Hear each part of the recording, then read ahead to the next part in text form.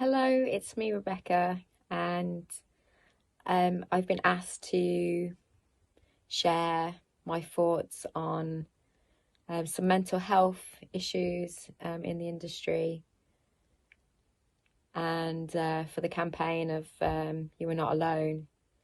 And I just want to recount what that kind of means to me, which is when I stopped taking drugs, or when I was wanting to stop taking drugs, I felt very, very alone. And I think it's different now in the industry because there's a lot more talk about mental health, addiction. And for me, the two are really closely intertwined because I know that when I'm in addiction, then generally my mental health is suffering pretty badly. And I kind of wish that I knew that I wasn't alone, and I needed to reach out to get help because I couldn't do it alone. I couldn't be clean and sober and healthy mentally alone. You know, the destitution of where my addiction took me was to a very, very dark place. And I feel now that the industry just has so much awareness around this stuff, and you know how the touring, how isolation in studios, and you know the whole social media thing can really affect people's well-being. And yeah, so if anyone out there is really suffering right now, and especially through the COVID pandemic, just know that you're not alone. You know, you can reach out. And for me, just to get to a point where I asked for help and knew that if I didn't change, nothing would change. And I was just caught in a loop of,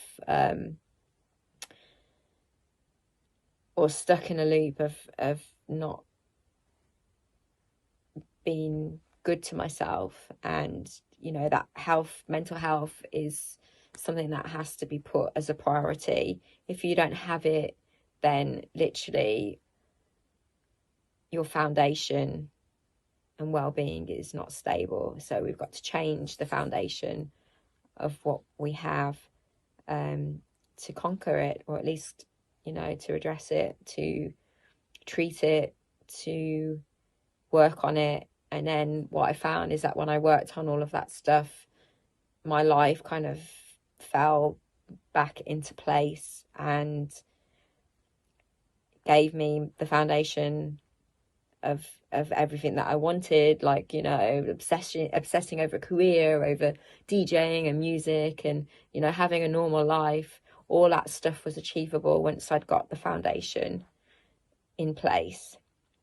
So my advice to anyone that's struggling is that, yeah, you're not alone, and reach out. You can ask me for help. You know, if you're struggling with drugs and drug addiction, I've got a lot of knowledge around that, and of like where you can go to get help. If you've been diagnosed with mental illness, then, you know, keep trying the medications and trying the alternative therapies to find what works for you, because you will find something. There will be something. Like, I recently found out that I have food intolerances which cause me you know, depression. It causes me brain fog, lethargy, apathy, and to finally, after years, and I think it's been many, many years, to find out what the cause was.